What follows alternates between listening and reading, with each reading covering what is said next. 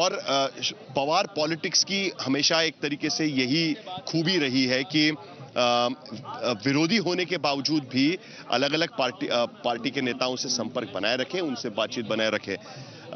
ऋत्विक भालेकर अभी इस वक्त हमारे साथ में है। ऋत्विक, काटेवाड़ी से अभी तक पार्थिव उनका नहीं निकल पाए, क्या अंतिम यात्रा निकलेगी जहां पर आप खड़े हैं वहां से लेकर इस विद्या प्रतिष्ठान के ग्राउंड तक? जी देखिए, फिलहाल तो यहाँ पर साफ तौर पर बताया जा रहा है कि जो अंतिम यात्रा गदिमा ऑडिटोरियम से निकलने वाली थी, जो विद्या प्रतिष्ठान से लगभग 200-300 मीटर दूरी पर है, वहाँ एक ट्रक फूलों से सजाया गया था जिस पर अंतिम यात्रा निकलने वाली थी, लेकिन उस ट्रक को अब फिलहाल हटाया गया है यहाँ से। यहाँ से तकरीबन 100 मीटर पर एक तिरंगा चौक है, वहाँ पर पार्थिव जो है वो लाया जाएगा और वहीं से विद्या प्रतिष्ठान के तरफ ले जाया जाएगा, ऐसा बताया जा रहा है।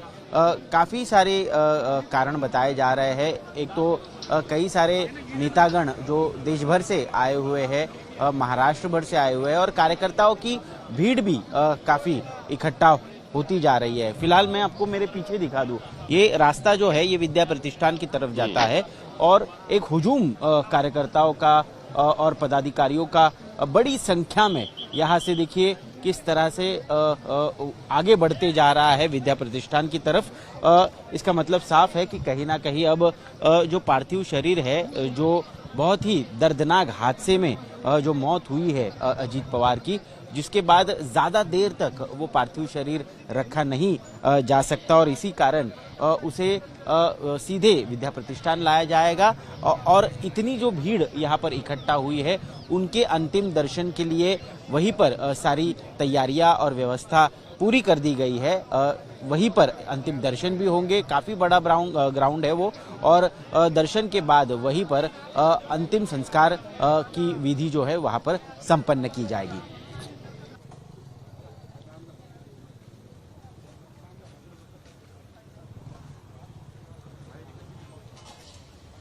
मंत्री होते हुए जिस तरीके से उन्होंने लाड़की बहन यानी लाडली बहना स्कीम जो महाराष्ट्र में लागू की थी, उसकी वजह से वो अपने आप को पेश करना चाह रहे थे, इसलिए पूरा अटायर उनका चेंज हो गया था 2024 के विधानसभा चुनाव में।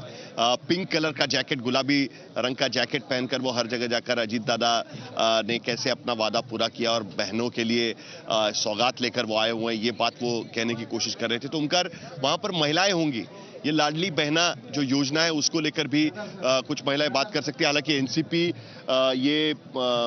एनसीपी पार्टी दरअसल ऐसी पार्टी मानी जाती है कि अलग अलग सत्रप वहां पर एक साथ होते हैं और वो पवार परिवार को मानते हैं, शरद पवार को मानते थे, वही सत्रप अजीत पवार को भी मानते थे। लेकिन महिलाओं का वहां पर क्या कहना है, अगर उनका वहां पर कुछ महिलाएं और उनसे आप बात कर सकें?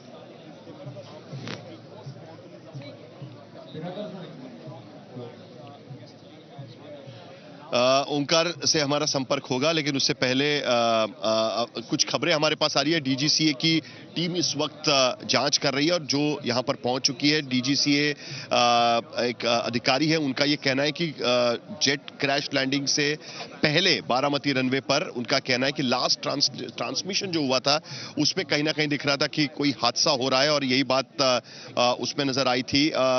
और रनवे से पहले दरअसल ये क्रैश वहां पर हुआ और रनवे की टीम वहां पर पहुंची हुई है। उसके साथ साथ गृह मंत्री, अभी भी खबर यह भी आ रही है कि गृह मंत्री अमित शाह 10:15 बजे के करीब बारामती पहुंचेंगे।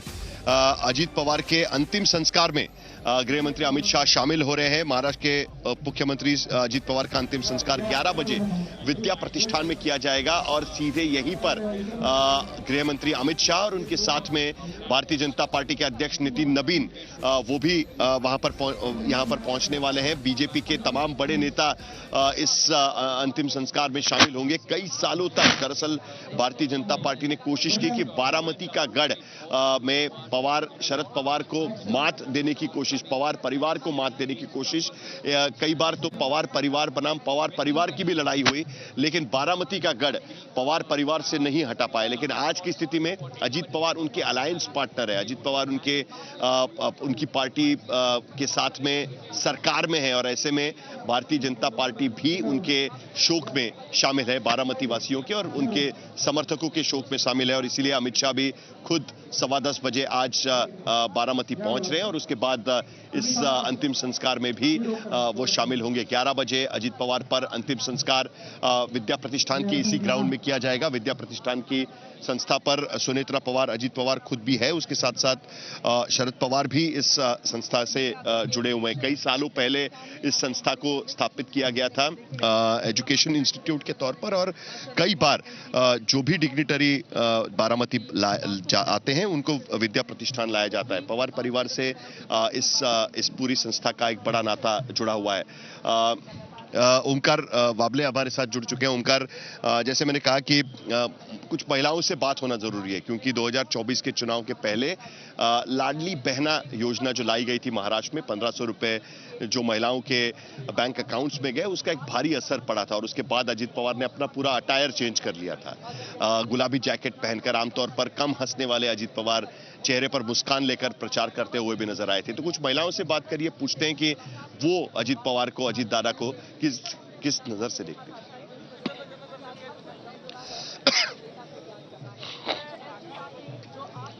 देखो, महिला है हमारे साथ यहाँ। अलग कितने सालों से दादा को जानती थी? 25 साल से। हाँ हाँ, इधर की हूँ। यहीं के हो? मैं कोल्हापुर की हूँ, लेकिन मैं इधर रहती हूँ। दादा ने हमको काम दिया है ना, इसलिए हम लोग इधर रहते हैं। पेट भरने के लिए हम आए, दादा ने हमको बहनी जैसा प्यार दिया है। महिलाएं रो रही है।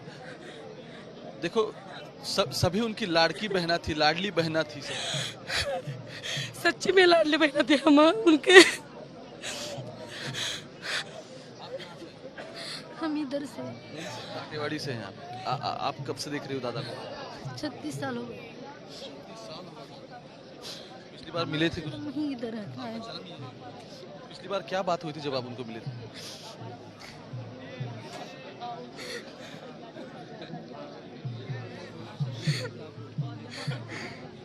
सभी लाडली बहना आप सीधे देख सकते हो, सब रो रही है, सभी के आंखों में आंसू हैं, आंखें नम हैं। दादासाठी माझ्या दादा घरी आलं होतं. माझं पोरगा मी दादाच्या विहिरीत वारलं. माझं पोरग विहिरीत वारल्यावर दोनदा दादा आलं, मला आधार दिला, कल्याण केलं. आपका बच्चा उनके कुएं में गिर गया? आर्मीत होता, तो जम्मूला सुट्टीला आला होता, वर्ष झालं. आणि दादा घरी आले, सगळे मंत्री आले. माझ्या लाडक्या बहिणीने पैसे दिले, मी मोडली पाय, तर माझं त्याच्यावर मी नीट केली, बरी झाली, काठी चालती. लाडली बहना का पैसा भी मिला आपको? होतं मला, त्याच्यावर मी दुखणं बरं केलं, मी माऊली. आपका जो पैर का मतलब इशू हुआ था, वो अपने लाडली बहना का जो पैसा मिला उसको मग दवाखाना केलं मी, पाय मोडला माझा, तरी दादाच्या पैशावर नीट चालली मी. मला मला दादाला बघू द्या थोडं तरी. ये महिला कह रही है कि इनका पैर टूट गया था, उसका ऑपरेशन हुआ, लेकिन लाडली बहना का जो पैसा आ रहा था उसी पैसे से उन्होंने रिकवरी की, दादा ने भी उनको हेल्प की और उसी पे अब खड़ी है. हा, वर्ष झालं मी दादाच्या पैशावर नीट चालली. मला बघितलं नाही, लेखांनी वाहिली लेखायचं.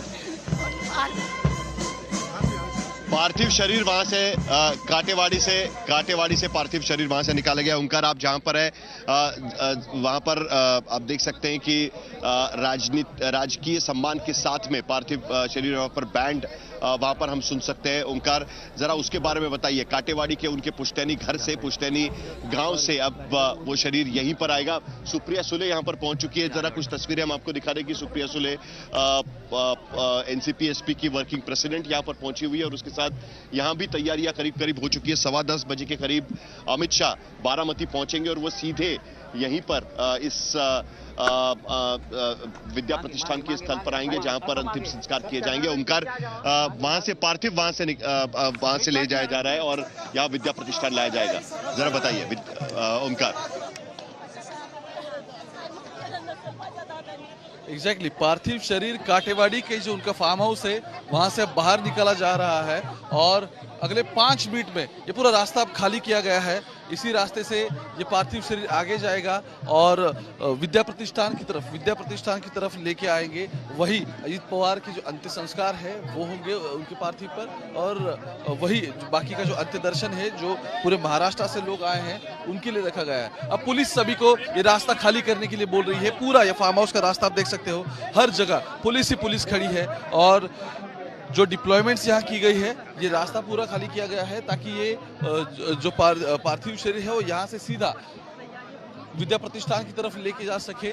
आप सीधा देख सकते हो ये जो कंपाउंड है यहाँ का, ये कंपाउंड अजीत पवार के फार्म हाउस का है जहाँ अंदर एक उनके परिजन उनकी फैमिली उनके साथ अभी है और यहीं से सीधा ये विद्या प्रतिष्ठान की तरफ रुख करेंगे। थोड़ी देर में वहां पहुंचेंगे, वहां जो अलग अलग नेतागण आए हैं वो अजीत पवार को ट्रिब्यूट देंगे। एक पूरा सरकारी कार्यक्रम होगा और उसके बाद ही अजीत पवार के अंत्य संस्कार होंगे। पार्थ पवार, जय पवार दोनों बेटे, सुनेत्र पवार उनकी पत्नी और बहन सुप्रिया सुले, बड़े भाई श्रीनिवास पवार, सभी लोग जो अभी इस फार्म हाउस के अंदर है वो यहीं से निकलेंगे और थोड़ी देर में आप देख सकते हो यहाँ लोगों की भीड़ तो बढ़ चुकी है। सुबह से जितने लोग आ सकते थे उतने अकोमोडेट तो हो गए, लेकिन उसके बाद अब जो लोग आ रहे हैं उन्हें रोका जा रहा है क्योंकि अगले 5 मिनट में यहीं से पार्थिव शरीर को बाहर निकाला जाएगा और इसलिए अब लोगों को अंदर नहीं छोड़ा जा रहा है, लोगों को बाहर ही रोका गया है। तो थोड़ी देर में ये जो बाकी के जो यहाँ की प्रक्रिया है वो भी पूरी हो जाएंगी। लेकिन सुबह मुझे याद है जब सुप्रिया सुले सबसे पहले यहाँ आई थी, फिर श्रीनिवास पवार आए, वे भी फिर से खुद को रोक ना पाई। सुप्रिया सुले श्रीनिवास पवार के साथ खड़े रह के वो भी रो रही थी और अभी थोड़ी ही देर में यहाँ से उनकी फैमिली और उनकी गाड़ियाँ जो कुछ भी निकल रही है वो भी निकलेंगी। यहाँ पुलिस की वैन आप देख सकते हो, ये पायलट वैन है, इसी को उसके पीछे पीछे फैमिली की गाड़ी जो है वो चली जाएंगी और अजीत पवार का जो पार्थिव शरीर है यहीं से बाहर निकाला जाएगा और थोड़ी ही देर में वो विद्या प्रतिष्ठान की तरफ उसका रुख करेंगे और बीच में जो कनेर सरोवर एक दो छोटे छोटे गांव आते हैं वहां भी लोग एक साथ जुड़ चुके हैं।